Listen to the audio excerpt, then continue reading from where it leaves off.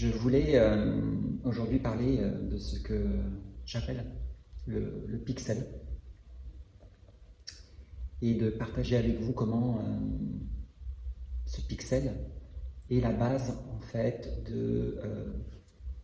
d'un système qui nous fait rentrer en conflit chaque jour avec nos proches, avec des voisins, avec des connaissances, et parler notamment de comment s'élever au-delà de cela. Alors, pour bien comprendre ce que j'appelle un pixel, j'aimerais donner l'image suivante. Comprendre que chacun d'entre nous, ici, voilà, y compris je m'y inclus totalement, voilà, se promène avec une sorte de pancarte. Et cette pancarte correspond un peu à l'image de soi. Et dans cette image est constituée de pixels, de petits points. Voilà. Et chaque point correspond à une partie de notre identité. Donc cette image, finalement, c'est notre identité, ici et maintenant en tout cas. Ces points, ces pixels de notre identité, de notre image, ça peut être par exemple nos valeurs, ce que je pense être et pense représenter aujourd'hui. Voilà, ces valeurs, on a peut-être l'impression que ça constitue notre moi profond. Ces pixels, ça peut aussi constituer, ça peut aussi représenter notre morale. Donc, ce qui nous paraît correct et ce qui nous paraît pas correct. Dans ce qui nous paraît correct ou pas correct, en fait, on va, dès que quelque chose, une circonstance, une situation, un comportement nous paraît pas correct, et ben là, on sent que quelque chose a été touché en nous, que le pixel, il commence à vibrer là. Voilà. Ça peut aussi comprendre et correspondre à ce qu'on peut appeler l'éducation. Voilà, que ce soit au sein de la famille qui est autour de nous, donc ce que nos parents ou nos aïeux nous ont appris, ou peut-être transmis. On peut appeler ça un peu les casseroles, quoi, aussi. Ça fait partie, voilà, ça peut faire partie de cette identité-là, de ces pixels, mais pas seulement. Donc ce qu'on nous a appris, et ça peut aussi comprendre ce qui nous a été instruit par le système éducatif, donc par nos enseignants, par nos profs. Et donc ça a un caractère parfois local, régional, national. Ces pixels, ça peut aussi représenter ces petits points de notre identité, de ce que constitue, ce qui forme notre image, cette pancarte-là avec laquelle on se balade chaque jour. Et bien, ça peut aussi représenter notre logique, c'est la façon dont on raisonne, dont on s'exprime aussi. Donc les mots qu'on utilise, tout ça, ça fait partie de cette identité, de cette image. Si quelqu'un n'a pas la même logique, le même raisonnement, notre identité va être troublée. Ça peut aussi, enfin, et peut-être qu'il y a beaucoup d'autres exemples, mais ça peut aussi inclure notre héritage socio-culturel, parce que ça vient aussi, c'est nourri aussi par l'extérieur. Ce qui inclut et ce qui construit en fait ce qu'on peut appeler notre culture et notre héritage culturel. C'est un peu ce qui est véhiculé par la masse et c'est nourri par nous et on se nourrit de ça.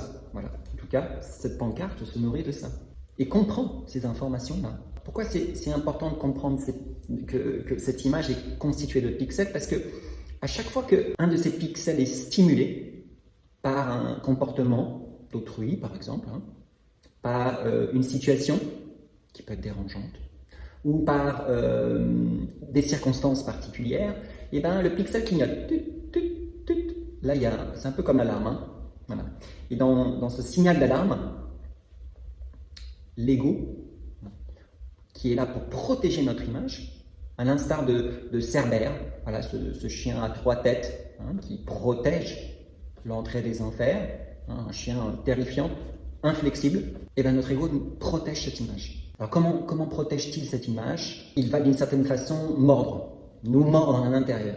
Voilà, il peut parfois, en fonction des situations, du comportement, du pixel qui a été touché, et de l'importance qu'on donne à ce pixel, à l'extérieur, et ben, il va soit nous pincer en disant il y a un truc quand même, c'est pas bon ça. Voilà. Mais parfois il va nous mordre très fort.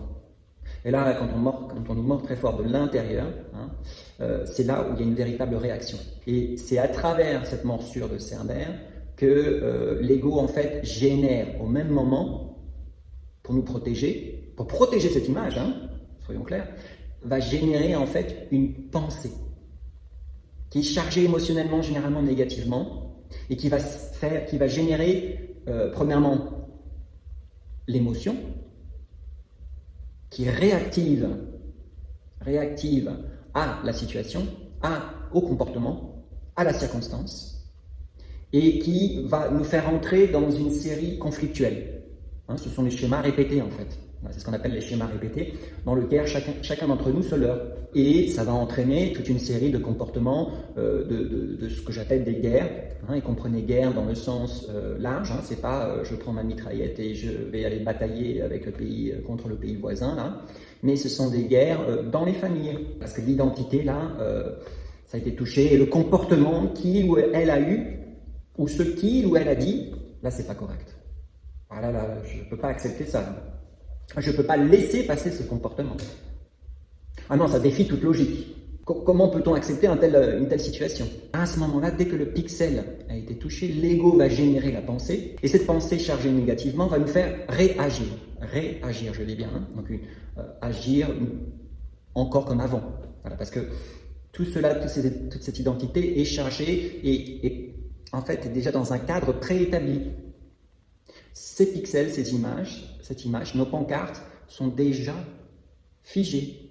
Il y a un peu d'apprentissage, il y a des pixels qui vont se rajouter, il y en a qui vont un peu s'endormir par des études. Mais globalement, ça reste tel quel. Et à travers ce système-là, en fait, notre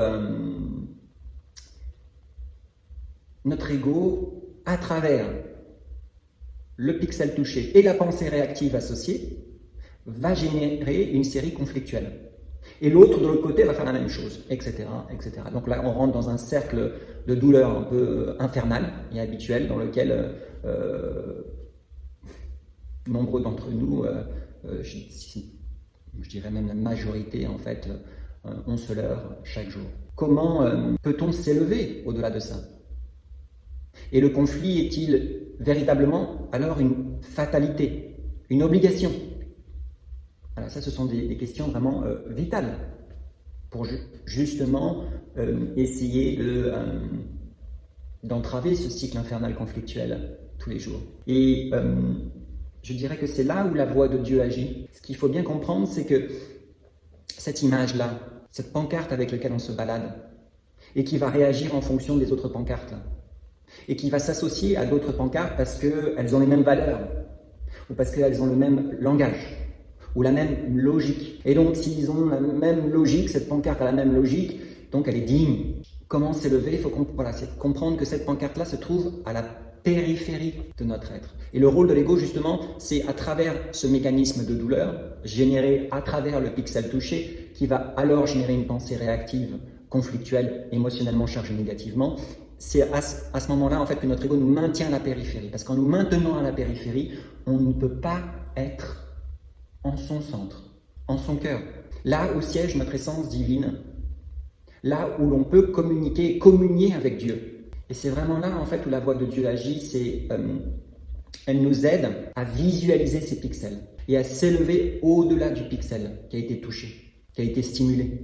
Et à ce moment-là, petit à petit, chaque fois qu'un pixel est retiré de l'image, elle devient de plus en plus floue. Donc cette image que notre ego a protégée après tant d'années, à travers la voix de Dieu, peu à peu devient floue. On n'est plus très sûr. On ne se reconnaît pas. Les autres ne nous reconnaissent pas. Et c'est justement à travers la voix de Dieu que petit à petit, on déconstruit cette image qui devient de plus en plus floue, qui, à un moment donné, de facto, va s'effondrer. Et en s'effondrant, elle nous laisse en contact avec notre centre profond. Elle laisse à ce moment précis la place à Dieu en nous.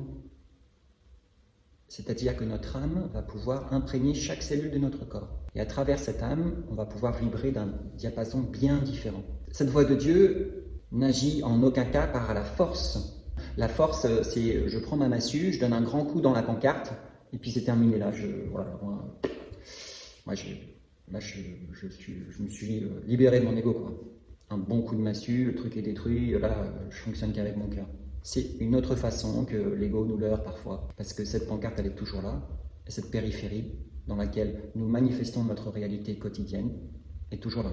La voix de Dieu, elle agit avec douceur et graduellement, en nous montrant petit à petit les pixels qui forment notre image, qui forment cette périphérie, qui donnent ces actions, ces pensées quotidiennes qui sont à la base en fait de tous les conflits qu'on peut imaginer sur Terre. Et des divisions que cela entraîne, parce que lorsque la pancarte est différente du voisin, en voir le voisin, en voir telle personne.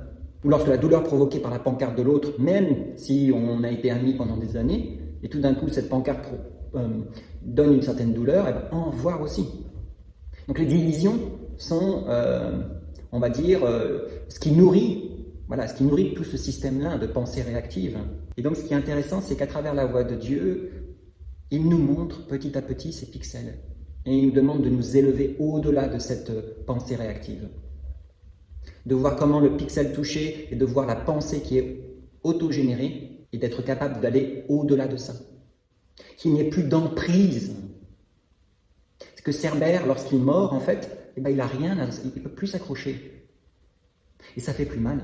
Parce que tant qu'on s'est identifié à ses pensées, à ces pixels, on est toujours dans ce système périphérique qui n'est en aucun cas encore ce que nous sommes.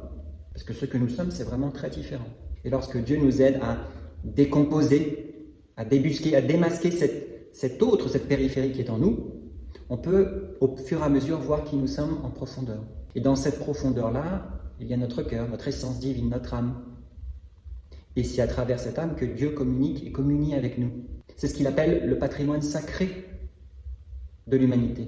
Et c'est dans ce patrimoine sacré que chacun retrouve sa place, et non à la périphérie, qui, à travers la voix de Dieu, petit à petit, devient comme un souvenir lointain, inoffensif,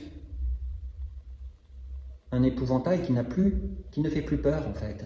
À travers la voix de Dieu, Cerbère et ses morsures disparaissent totalement, pour laisser place à notre essence divine, à ce qui nous constitue finalement au cœur, dans notre centre. Et non l'image, cette pancarte qui dicte à travers les pensées réactives nos actions quotidiennes. Voilà, c'est ce que je voulais communiquer, partager avec vous aujourd'hui, et voir comment petit à petit, ensemble, on peut, à travers la voix de Dieu, construire ce que certains dénomment le nouveau monde. Parce que la voix de Dieu ne passe pas du tout par la périphérie. Elle passe par le centre, par le cœur. Elle ne passe pas par le système de la pensée. Tout ce que la voix de Dieu génère est totalement neuf. Ce n'est en aucun cas un système périphérique préétabli. Et lorsqu'on agit sur la nouveauté, on crée ainsi le nouveau monde, qui ne peut en aucun cas être basé sur des comportements périphériques. Ce nouveau monde, ça vient bien de notre cœur, de notre essence divine et de cette communion à Dieu. Voilà, je vous invite tous et toutes à essayer d'identifier l'autre qui bloque pour l'instant votre ascension, cette élévation